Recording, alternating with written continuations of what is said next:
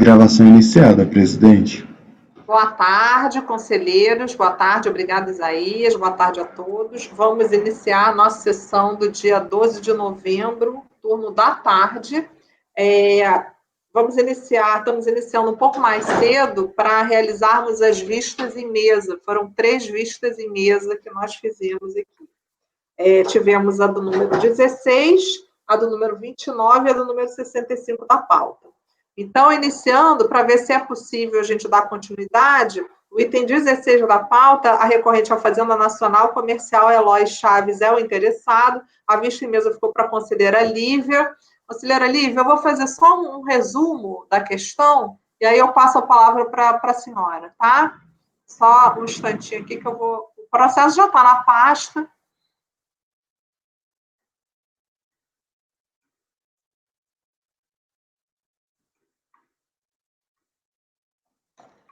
É a questão da CSLL, se não me engano, né? Eu conheci do recurso e o mérito era a questão da MP 492/94, que deu nova redação ao dispositivo, estendendo a incidência nele previsto também para as empresas do lucro presumido ou arbitrado, né? Então, no artigo 43, parágrafo 2º, que eu transcrevo aqui, estou na folha 5 do voto, e para o específico caso dos autos, em que trata de empresa tributada segundo o lucro presumido, foi a medida provisória em questão quem determinou que a receita omitida deveria ser tributada em separado da determinação da base de cálculo do IRPJ e da CSL devidos. Ou, dito de outra forma, que as respectivas alíquotas do IRPJ e da CSLL deveriam ser aplicadas diretamente sobre o valor da receita omitida. 100% da receita omitida. Por se tratar de aumento de tributos, essa alteração legislativa deve obedecer aos princípios constitucionais que impedem a sua imediata vigência. Então, para fins do IRPJ, aplica-se o princípio da anterioridade, pelo qual não é possível cobrar tributos no mesmo exercício financeiro em que haja sido publicada a lei que instituiu os aumentou. Para fins da CSLL, contudo, a Constituição Federal contém dispositivo próprio, né, o 195, parágrafo 6º, que tem o prazo nonagesimal. Não prospera, portanto, o argumento do contribuinte em sede de contrarrazões do recurso, no sentido de que, por se tratar de lançamento reflexo ou decorrente do IRPJ, a decisão dada no principal deveria obrigatoriamente ser reproduzida por inteiro. Então, houve essa questão, né, de como é que vai se tratar a aplicabilidade da situação constante dos autos à CSLL, né, e eu entendi que realmente, aqui no caso da recorrente à Fazenda estava correta no seu entendimento, e por esta razão eu dei provimento ao recurso fazendário e conheci do recurso, inclusive, né? Então, aqui no final, já na folha 6, não há óbice algum a que se tome o saldo credor apurado em 31/2/94 como valor da receita omitida para fins de aplicação da alíquota de CSLL, pois que a norma legal já se encontrava vigente e eficaz desde 5/8/94. A apuração do saldo credor de caixas por totais mensais, quando muito, pode ser prejudicial somente ao próprio fisco, uma vez que é perfeitamente possível que em algum outro determinado dia do mês o saldo credor possa ter se mostrado superior ao saldo credor apurado em 31/8/94, sendo-se disso que a apuração desta modalidade de apuração da omissão de receitas faz sempre o maior saldo credor apurado no período. Logo, não captando este eventual saldo credor superior ao saldo credor de 31/8, o prejuízo, entre aspas, apuração da omissão a menor, é todo do fisco adotar a metodologia de apuração da infração por totais mensais de entradas e saídas do caixa em lugar da apuração diária. Por outro lado, mesmo que em todos os demais dias do mês de agosto, não se importa se entre os dias 1/8 a 4/8, ou se após esse interregno o saldo credor, por hipótese, mostrasse inferior ao saldo credor apurado em 31/2/94, isso em absolutamente nada alteraria o fato de que 31/2/94 foi apurado um saldo credor maior do que o de todos aqueles dias. Assim como a tributação deve ser feita sobre o maior saldo credor de caixa apurado no período, a omissão de receita apurada em 31/2/94, de qualquer modo, não seria afetada. Portanto, absolutamente possível e correta se afigura a aplicação em concreto das determinações do 43 e da 8541 de 92, dada pela medida provisória 492 de 94, ao caso dos autos para fim de determinação da CSLL já a partir do mês de agosto de 94. Então, eu dei provimento ao recurso da Fazenda. Conheci e dei provimento. Então, a senhora está com a palavra, doutora Lívia. Eu pedi vista para analisar a alegação das contrarrazões, que é abordada no finalzinho da sua fala, de que como a alteração entrou em vigor no dia 5/8, não poderia pegar a base de cálculo do mês de agosto, isso só seria a partir de setembro. É uma questão bem complexa, porque tem a súmula 584 do STF, fala, imposto de renda acoplado sobre os rendimentos do ano base, aplica-se a lei vigente no exercício financeiro e que deve ser apresentada a declaração. E aí já se temperou essa súmula, porque essa súmula estava bem antiga, de antes do CTN, e já se temperou dizendo que não, ela só serve para pessoa física, só serve antes da Constituição, o STJ já disse isso, que agora a gente tem anterioridade, é para isso que serve, enfim. Mas no caso, o princípio da anterioridade não está respondendo também essa questão, porque fato entrou em vigor do dia 5/8, pega todo o período ou só o período seguinte? Enfim, eu fico muito tocada com essa informação, ainda mais porque aqui são saldos devedores, uma diferença, né, entre o saldo inicial e o final, então, necessariamente, o valor de 1 a 4, quando a lei não estava vigente, vai influenciar no total mensal que foi pego na auto-infração. Então, eu tendo a divergir da relatora para acatar essa argumentação de contrarrazões e só iria a partir de setembro. Então, bem resumidamente, então a parcial, né? A relatora... eu considerei 31 de agosto. 31 de agosto eu consideraria a partir de 1º de setembro. A partir de 30 de setembro, 30 de setembro, né? O fato gerador. Tá. Então, diverte para dar provimento parcial. Ok. Conselheira Ideli, voltando então, vamos fazer a rodada de votação, dado a vista da doutora Lívia em mesa? A sua construção a respeito da peculiaridade do saldo credor de RPJ me convence, eu continuo acompanhando.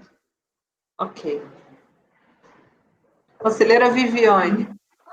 Eu acompanho a relatora. Conselheira Amélia. Eu também acompanho a relatora. Conselheiro Fernando. Presidente, eu só tenho uma pequena ressalva. Só pegar o parágrafo do voto aqui.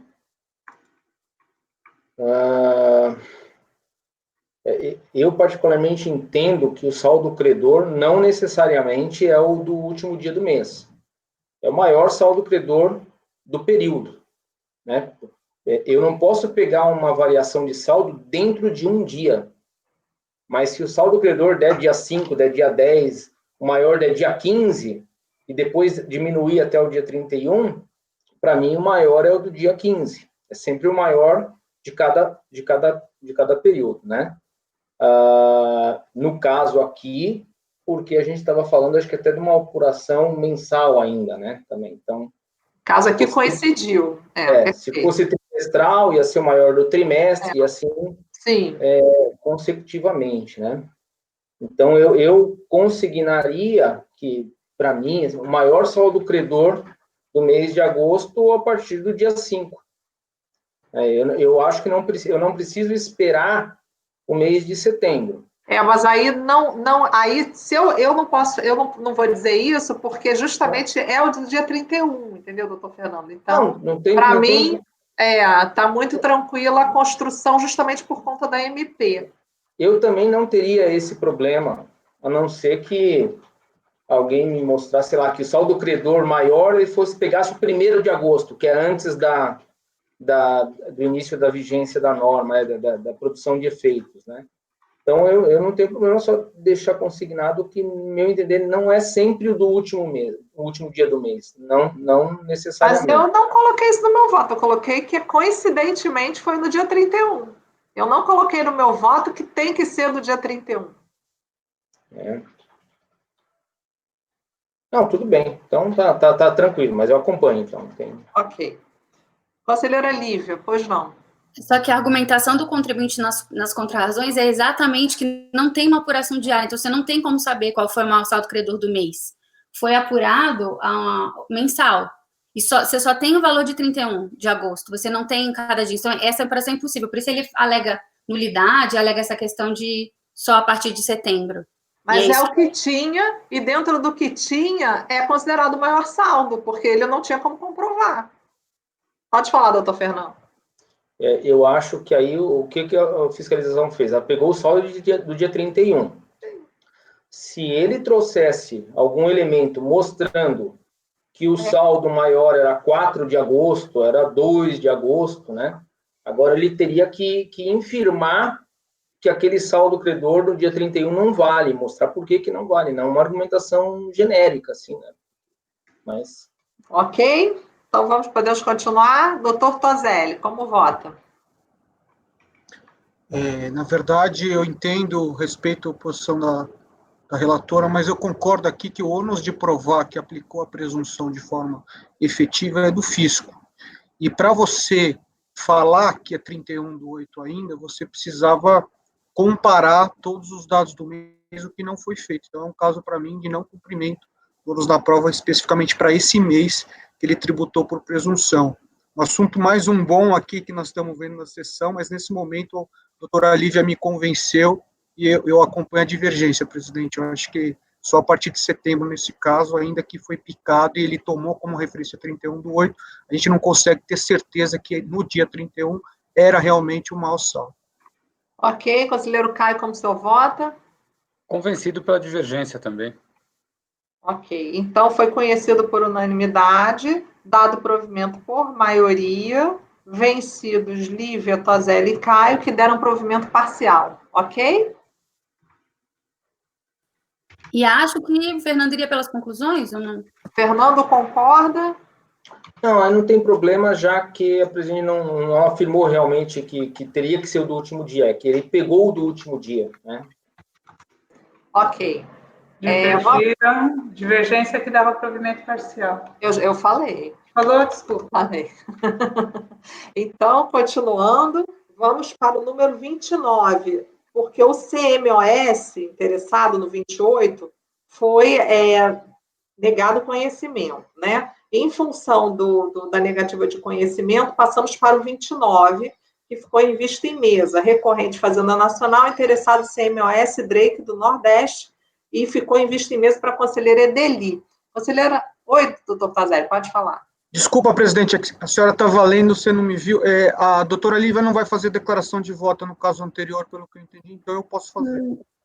Eu acho interessante constar por que a gente... Eu já peguei demais. Mas olha só, eu já proclamei resultado. Aí já tinha que ter falado lá na hora que eu estava proclamando. Agora já pregoei outro.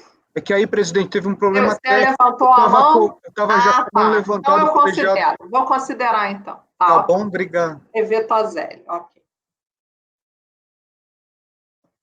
Tudo bem. Vamos para o 29, então. Doutora Amélia, a senhora pode fazer um resumo? Eu já pregoei. Então, a senhora, depois eu passo a palavra para a conselheira Edeni.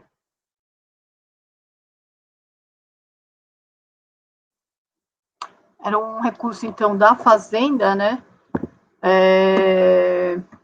Contra o acordo que, por unanimidade de votos, foi dado para provimento parcial, para aplicar o mesmo tratamento dispensado ao lançamento da exigência principal, que era o caso 28, né? Que a gente está tratando de PIS e COFINS. Inicialmente teve um embargo de declaração nesse caso, né? Porque ele só citou o processo principal e não trouxe o voto em si. Então, no acórdão de embargos é trazido aí o acórdão daqueles casos, daqueles autos, né?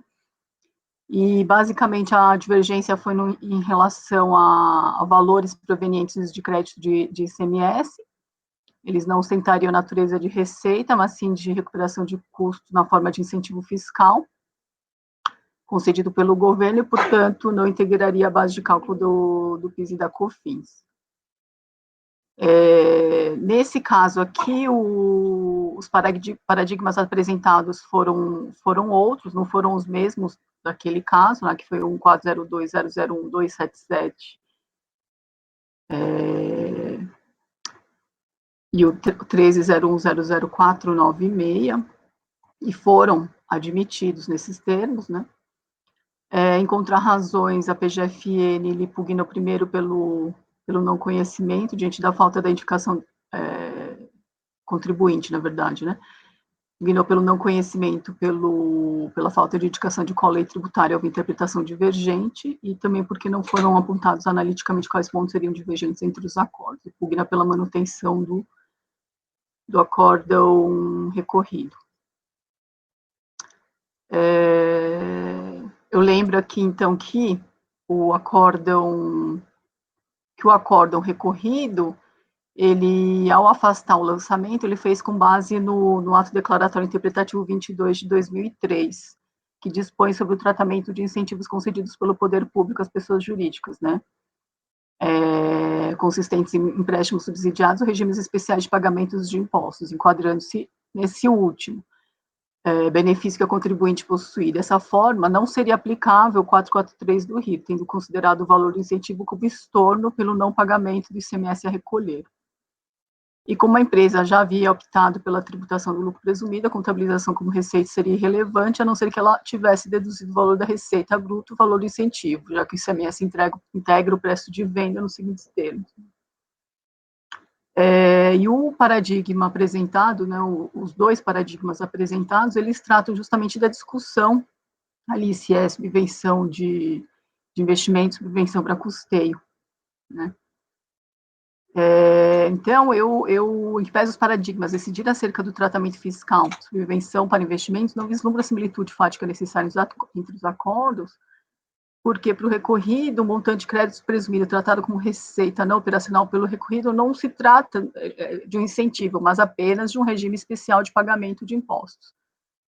Então, ele baseou o entendimento no ADI 22, né, onde em seu artigo 1º claramente menciona que tais incentivos não configuram subvenções para investimentos nem subvenções para custeios, e sim menciona no seu parágrafo único, configuram-se reduções de custos ou despesas, sendo específico ao mencionar a não aplicação disposto do artigo 443. Então, eu não conheci, porque não há como se contrapor as divergências, já que o arcabouço jurídico para o afastamento do lançamento trazido no acordo recorrido, né, é trazido no acordo paradigma. Então, eu não conheci, nos mesmos termos do anterior, do 28. Né?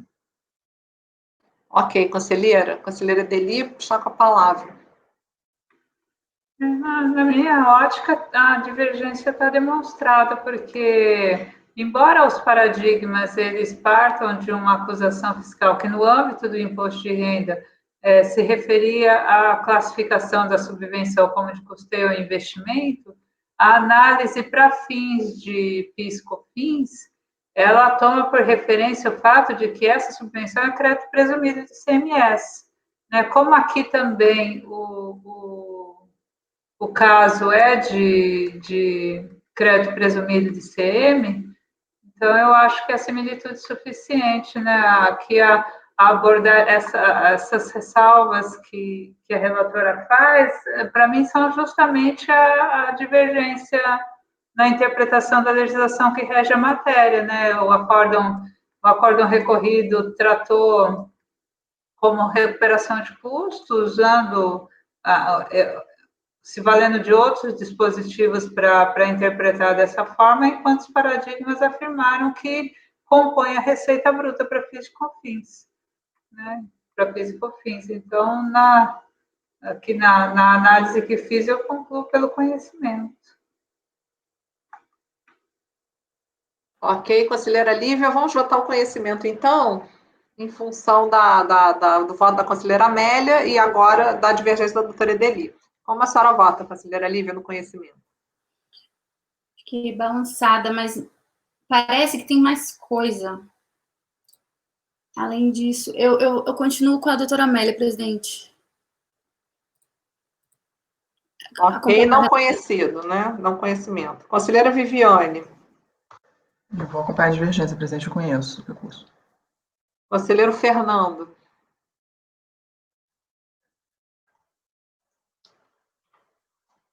Só um minuto, presidente.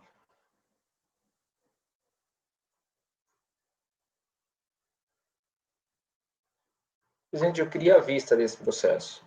Ok, concedida a vista ao doutor Fernando, número 29.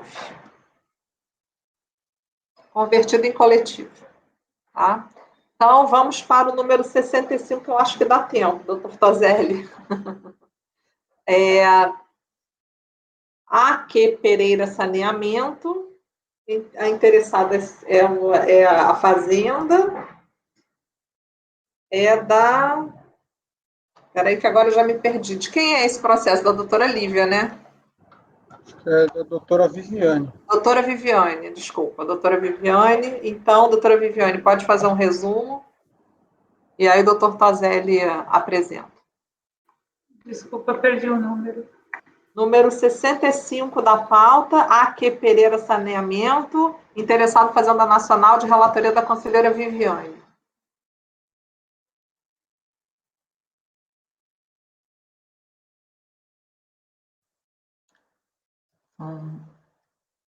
Esse aqui é um caso de inclusão, pedido de inclusão simples, em deferimento para o Simples Nacional, né, que o acórdão recorrido negou, considerando que a existência de atividade econômica vedada no CNPJ é fator impeditivo opção, recurso especial do contribuinte suscita divergência, traz paradigmas, que tratam também casos de simples nacional, questão da prova, né, constando do contrato social, qual é a atividade em que o físico proceder à prova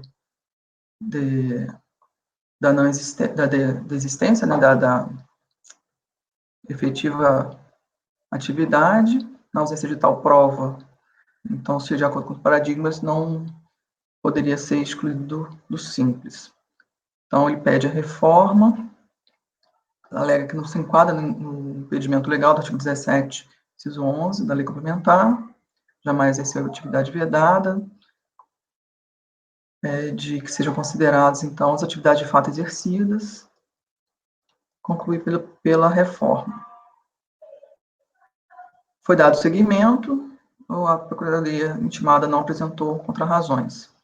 No conhecimento aqui eu analiso os paradigmas de que não há, de fato, trata-se de questão de simples nacional também, atividade vedada, e foi verificado naqueles autos que sem o elemento que comprova que a pessoa jurídica efetivamente incorreu na situação relacionada com o impeditivo, tem que se reconhecer a opção. Né? Os dois paradigmas no mesmo sentido, então eu confirmo o despacho de admissibilidade.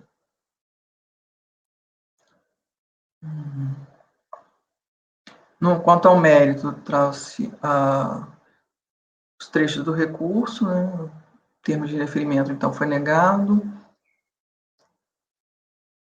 Passou o único óbice a opção pelo simples, pelo suposto exercício de atividade vedada, apesar de, à época do pedido, constar no contrato social a atividade vedada, essa atividade jamais foi exercida, constava de forma subsidiária, então, esse é o relato aqui dos fatos.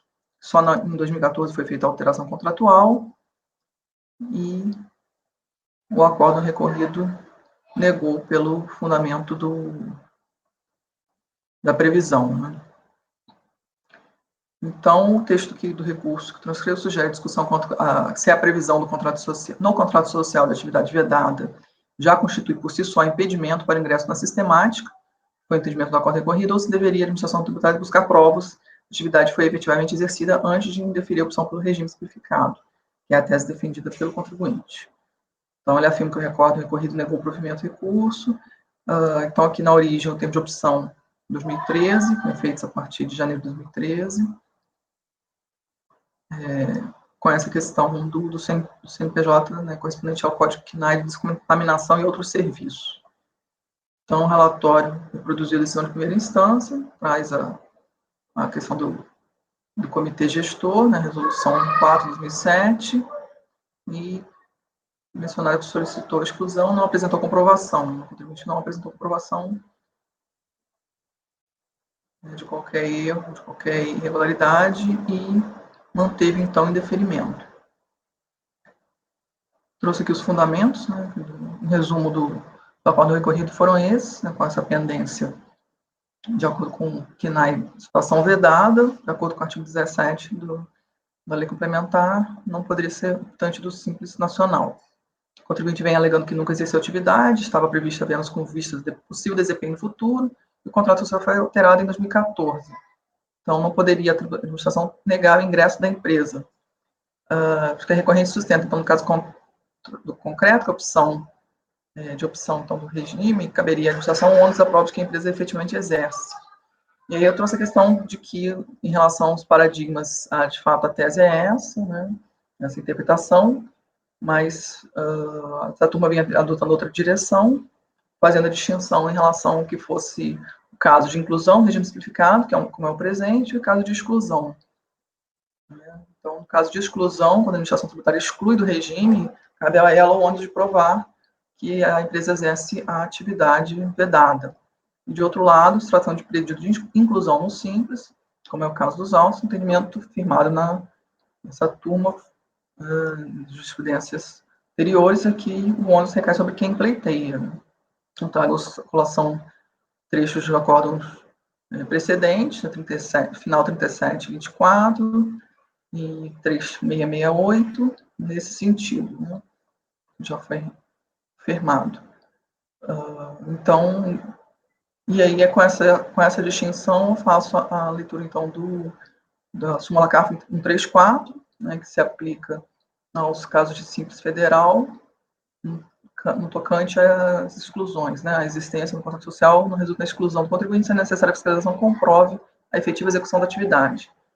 Então, me convenci que, no caso anterior de minha relatoria de agosto, final 5059, acabando equivocadamente, né, dando uma interpretação equiparando em conhecimento e quanto ao mérito as situações de inclusão e exclusão, e aplicando o racional da súmula CARF 134, aqui, diante dos fundamentos anteriores, né, então retifico nessa oportunidade meu entendimento anterior, considerando que o melhor entendimento é o que vinha prevalecendo nessa turma superior, para a negativa, então, de inclusão no Simples, quando houver previsão contratual de atividade vedada, na ausência de prova de erro.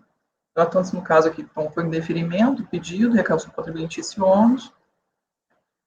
Como o contribuinte não alegou erro, mas apenas se tratava de atividade secundária não exercida, considero que escorrei do voto condutor, do acórdão recorrido, né, que consignou nesse sentido, a legislação, então, que não merece reparos, entendo que não merece reparos da decisão recorrida, e voto por negar provimento ao recurso do contribuinte. Então, esse foi o voto. Ok, conselheiro Tozelli. Presidente, esse caso aqui, a premissa que foi adotada no acórdão recorrido é que o contribuinte tinha o ônus de provar que não fazia serviço relacionado à rede de esgoto, à gestão de resíduos, apenas esgoto, e essa prova teria sido feita via alteração do contrato social 1 ano e meio depois, portanto, posterior ao ano de exclusão.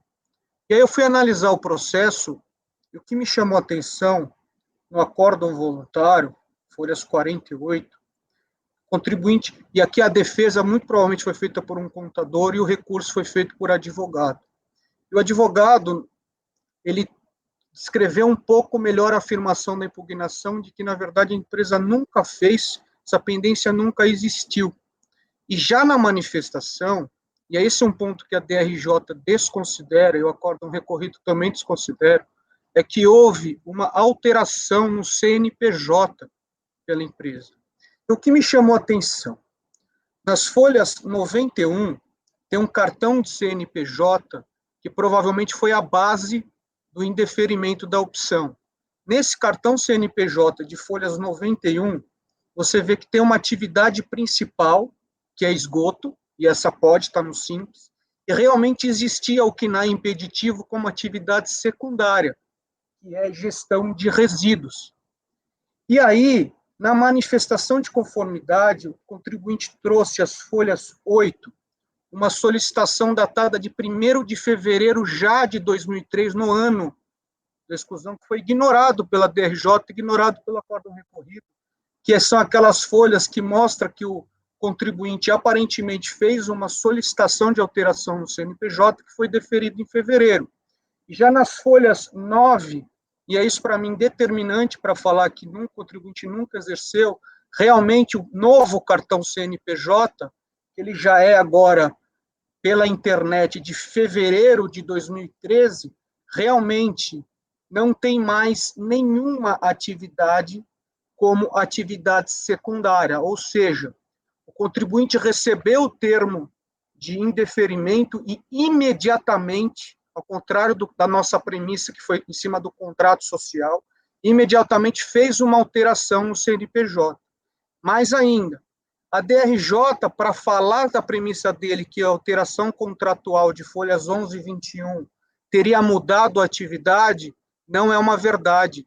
O contrato social de folhas 11 e 21 não foi uma alteração para a atividade da empresa, foi uma alteração para que a empresa fosse uma sociedade limitada. E aí, nas folhas 55, 67 do recurso, aí ele mostra que, para eliminar qualquer chance de dúvida de falar que em algum momento eu fiz isso, já tendo alterado o cartão do CNPJ, ele tirou um termo da descrição do objeto social dele, que era o afins, que provavelmente esse afins, isso aqui está na folha, para vocês verem, 72. Se você for ver a folha 72, olha que interessante, para você ver como as premissas podem mudar. Na folha 72, estou chegando nela aqui, olha como é que era aqui, ó. Antes, era saneamento do meio, projeto, construção, operação, limpeza, manutenção, coleta e destino final de dejetos em sistema de tratamento, drenagem de esgotamento sanitário pluvial e afins, compra e venda de produtos, podendo ainda participar. Aí, nessa alteração, que na verdade não foi uma alteração para mudar o objeto, porque ele sempre foi esgoto. Aqui foi para mudar quadro societário, ele colocou, ele tirou, para definitivamente evitar isso, ele tirou o termo afins, compra e venda de produtos e participação, passando a só vincular ao CNAE principal. Então, aqui, me parece que o ônus de provar que ele nunca fez isso foi confirmado, porque assim que ele recebeu o termo, ele já mudou a atividade. E o que me chama a atenção é que a DRJ fala e considera como alteração no contrato social a alteração de folhas 11 e 21, que realmente é a mesma descrição que sempre existiu, que é esgoto. Então, assim, concordo com a relatora que se a gente, esse julgamento poderia nos induzir a erro. Por quê? Porque a DRJ toma como base que a exclusão da atividade ocorreu via alteração do contrato social em maio do ano seguinte. E o acórdão recorrido também.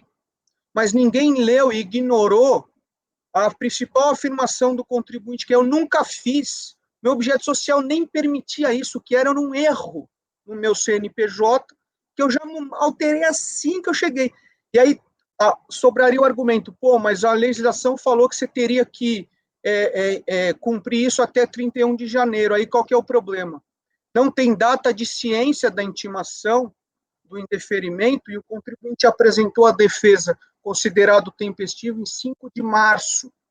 Ou seja, ele com certeza recebeu já posterior ao prazo para a mudança.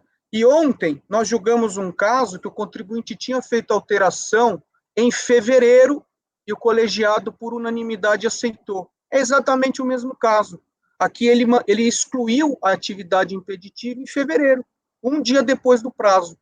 Então, muda toda a premissa aqui. Eu concordo com a doutora Viviane, que eu só vi isso porque, para mim, eu estava ainda em dúvida se esse lapso temporal de 1 ano, ainda assim poderia falar que não é exercício de ônus da prova, porque a gente sabe que sim, são empresas muito pequenas, tem um custo de você chamar, normalmente, contrato social, você tem que mandar para uma empresa de contabilidade ou um advogado, alterar, tem um custo para isso, então, às vezes, esse prazo de 1 ano para mudar, ele é factível. Era essa a dúvida que eu estava.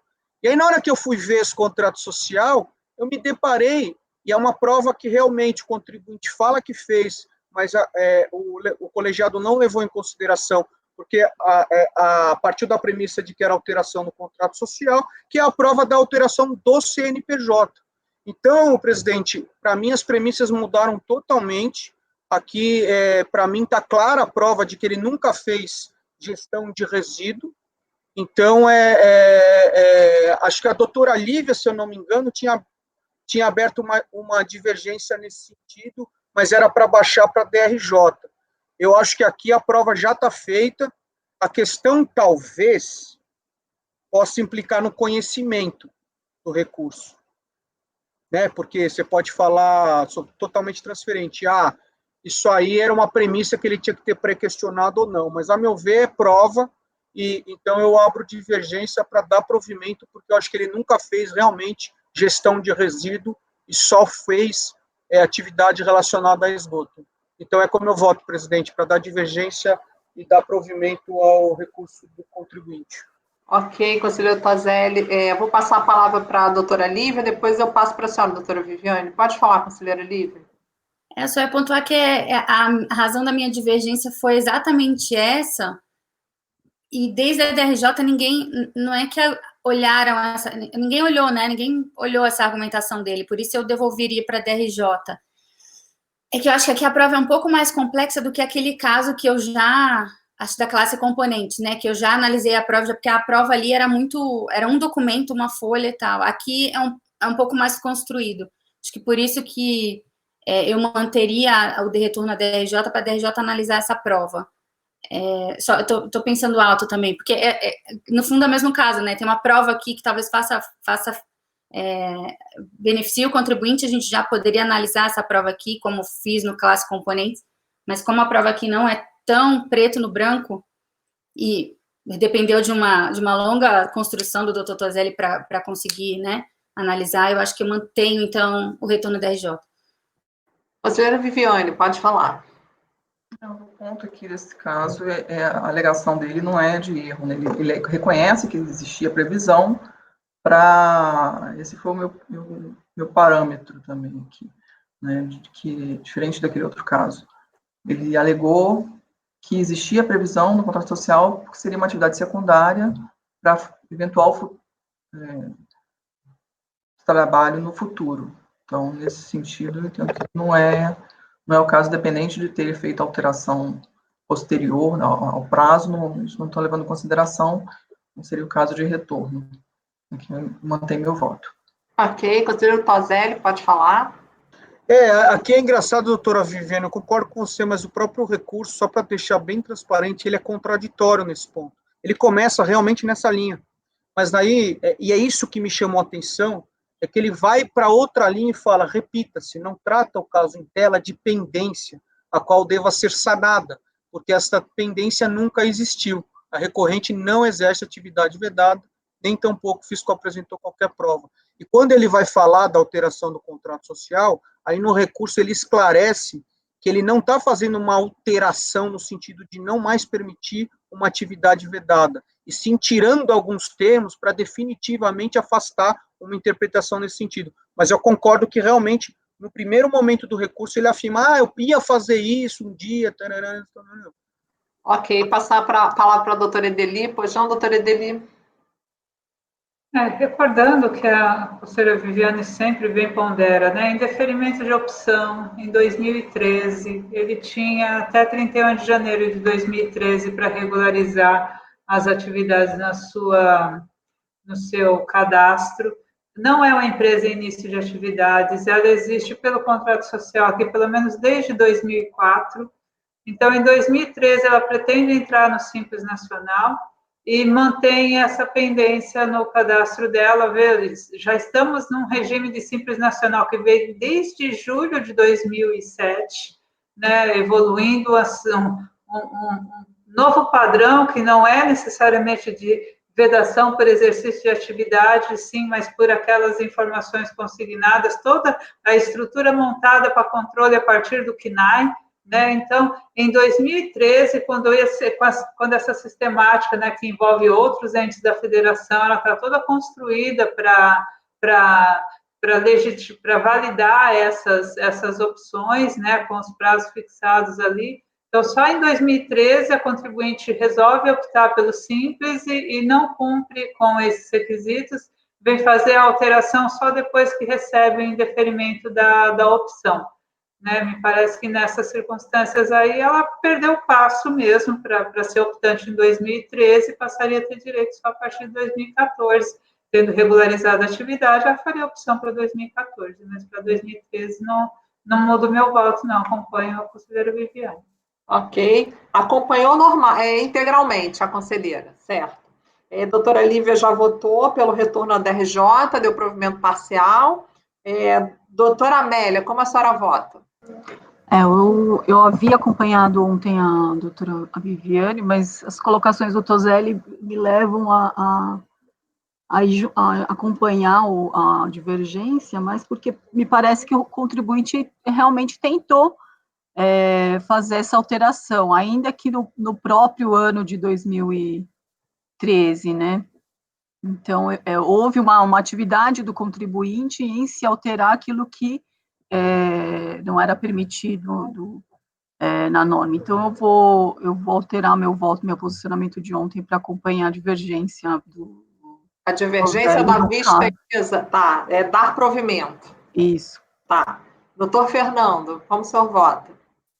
Presidente, mantenho meu voto de acompanhar a relatora. Ok. Doutor Caio, como o senhor vota? Achei muito esclarecedor todas as informações trazidas em vistas, mas eu acompanho a doutora Viviane pelas conclusões, porque tem alguns pontos na fundamentação dela que eu não concordo, mas eu entendo que a conclusão é a mesma.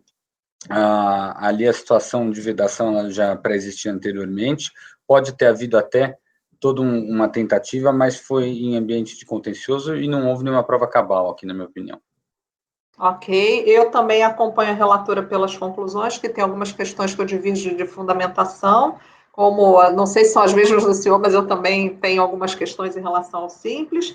Então, vamos lá. Conhecido por unanimidade, negado provimento por maioria, vencidos doutora Lívia, que dava provimento parcial com retorno à DRJ, doutora Amélia e doutor Toselli, que davam provimento.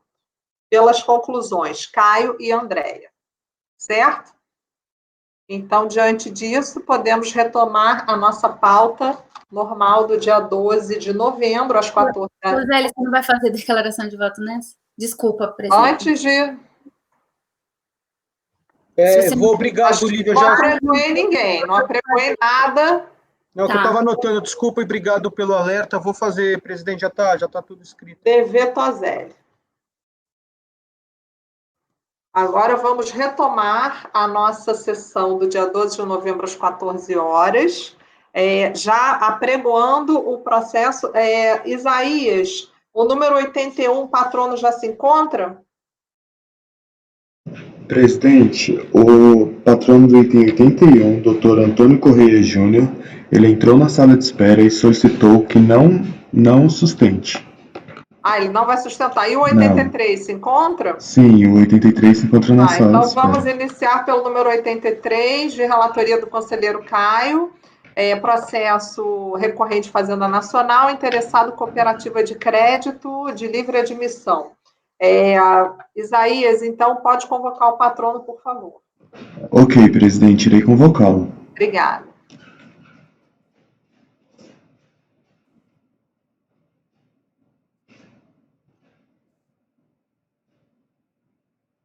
Item 83 da pauta. Doutora Tereza Mourão, seu processo será julgado agora. Favor verificar a mensagem privada no chat. Item 83 da pauta. Doutora Tereza Mourão, seu processo será julgado agora. Favor verificar a mensagem privada no chat. Patrono convocado, presidente. Obrigada, Isaías.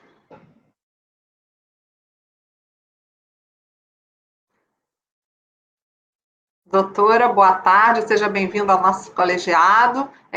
Por favor, só peço para a senhora desligar seu microfone. Isso, muito obrigada. Doutor Caio, pode iniciar seu relatório. Muito obrigado, presidente.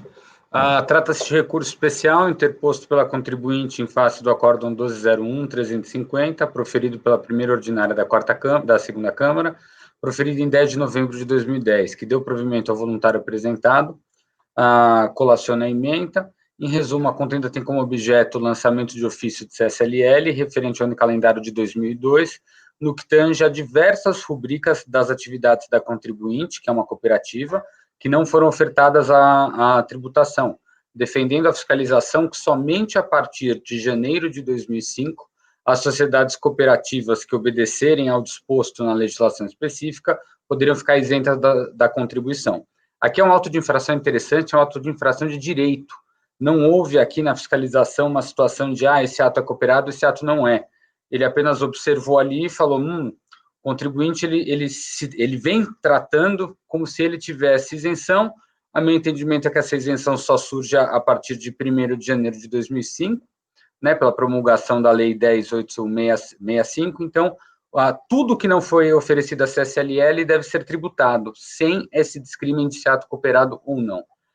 Em resumo, a contribuinte, ela desde o início, ela defende, né, que essa isenção, ela data desde muito antes, desde 79, a DRJ nega provimento à impugnação da contribuinte, endossando o fundamento da autoridade tributária de que não haveria, então, essa isenção até 2005, inconformada, vem o contribuinte ao CARF, reiterando suas alegações de defesa e defendendo também decadência parcial do crédito tributário.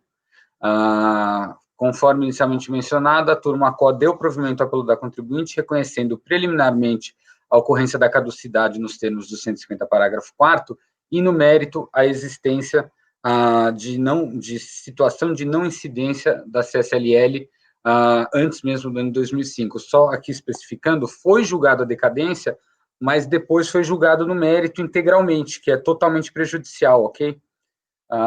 Intimada, a Procuradoria não apresenta embargos, interpondo diretamente especial sobre apreço, demonstrando a suposta divergência quanto à decadência em relação à aplicação do artigo 1731 e também recorrendo sobre o fundamento meritório de que não haveria situação, então, de não incidência da CSLL até 2005.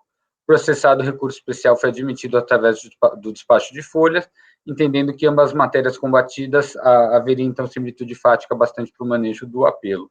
Cientificada a contribuinte, cientificada a contribuinte, ela oferta contra-razões e o processo foi distribuído ao conselheiro. Presidente, o relatório. Ok. Doutora, eu vou marcar seu tempo aqui, a senhora fique à vontade, 15 minutos. Obrigada, presidente. Boa tarde, senhores conselheiros. Essa é uma matéria já bastante conhecida da Câmara Superior, inclusive com a edição de 2 súmulas distintas que sedimentam o entendimento do acórdão que foi proferido em 2010. Muito se discutiu e muitos autos de infração foram lavrados contra as cooperativas dos mais diversos ramos, partindo do pressuposto de que, como bem adiantou o relator, antes do advento da Lei 10.865, de 2004, que inseriu o artigo 39, reconhecendo o que a não incidência somente seria aplicável a partir dos fatos geradores de 1º de janeiro de 2005 em diante.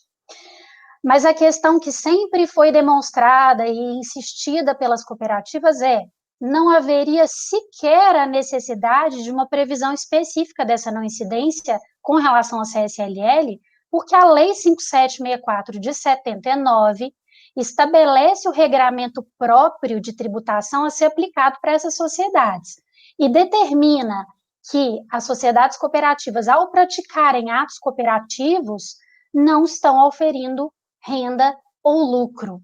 Portanto, naqueles atos, são os atos típicos de defesa dos seus cooperados, não se trata de atuação em nome próprio, e os eventuais rendimentos auferidos na prática desses atos pertencem aos cooperados. Tanto é verdade que, numa apuração final de exercício, a quantificação do resultado não se resume a lucro. Ele é subdividido em ingressos de atos cooperativos deduzidos de despesas de atos cooperativos, apura-se as sobras. Essas sobras vão ser levadas para a Assembleia e distribuídas para os cooperados. Com relação aos ingressos de atos não cooperativos, deduzidas as respectivas despesas, apura-se o lucro. Isso tudo numa metodologia reconhecida pela própria Receita Federal, no parecer normativo 73 de 1975. Bom, mas fato é que havia controvérsia junto à fiscalização da suficiência da Lei 5764 para poder abarcar as competências que são objeto desse auto de infração, que são os 4 trimestres de 2002. Inclusive, quando foi protocolado o recurso especial pela Procuradoria, em junho de 2011, apesar dos inúmeros precedentes do CARF favoráveis ao entendimento de que a lei de 2004 veio apenas reforçar algo que está disposto na lei 5764, ainda não havia sido editada a súmula 83, que eu vou pedir a licença aqui para ler para os senhores. O resultado positivo obtido pelas sociedades cooperativas nas operações realizadas por seus cooperados não integra a base de cálculo da contribuição social sobre o lucro líquido, mesmo antes da vigência do artigo 39 da Lei 10.865 de 2004. A propósito, o acórdão paradigma 191.00.110, usado pela Procuradoria da Fazenda e que foi o único admitido pelo despacho do presidente para dar seguimento ao recurso especial com relação ao ato cooperativo, foi posteriormente reformado. Nas contrarrazões, a cooperativa recorrida, cita o acórdão dessa primeira turma da Câmara Superior, que reformou o acórdão paradigma. Ou seja, tanto pela superação do paradigma, quanto pela edição da súmula 83, essa é uma matéria pacificada. Não fosse o bastante, a documentação acostada nos autos, chama atenção das folhas 231 a 234, demonstra a segregação entre atos que foi procedida pela cooperativa. O próprio acórdão recorrido entende pela dispensa de perícia, porque diz respeito ao seguinte, que nós estamos discutindo, como bem antecipou o relator, é matéria de direito, porque a matéria fática já está posta nos autos, está comprovada essa separação de atos. De todo modo, também é importante reforçar que em setembro do ano passado, essa Câmara Superior editou ainda a súmula CARF 141, peço novamente licença para leitura, e diz o seguinte: as aplicações financeiras realizadas por cooperativas de crédito que constituem atos cooperativos, as aplicações financeiras realizadas por cooperativas de crédito constituem atos cooperativos, o que afasta a incidência do IRPJ e da CSLL sobre os respectivos resultados. Assim, para recorrente, parece que a questão de direito está bastante sedimentada, e nesse sentido que se requer o não provimento do recurso da Fazenda, mantendo-se a decisão de segunda instância.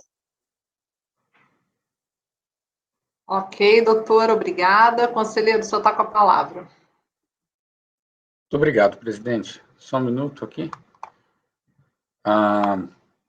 Bom, reitero essa tempestividade. Eu peço perdão para os colegas, na minuta está invertido, tá? Reitero essa tempestividade do recurso especial da Fazenda Nacional, conforme atestado anteriormente no despacho de admissibilidade, considerando a data de sua interposição, seu conhecimento está sujeito à hipótese regida pelo artigo 67 da Portaria 256 de 2009.